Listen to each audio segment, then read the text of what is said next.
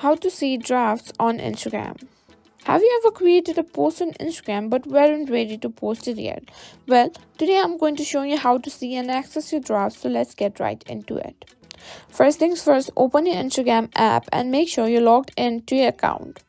If you haven't created a draft yet, then you may not find this option, but simply tap on the plus sign, and here, right beside reasons, you can see an option that says drafts. Simply tap on it.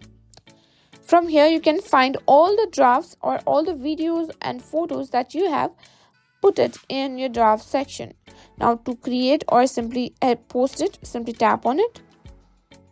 And here you can simply post it. But if you want to simply put it in your draft only, go back like this.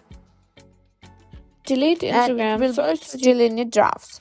Now, if you want to delete any of your drafts, what you need to do is simply click on select and tap all of the drafts that you want to delete and simply find the delete option and delete it. And that's it. That's how you can see and manage your Instagram drafts. Now you can save posts for later and finish them when you're ready.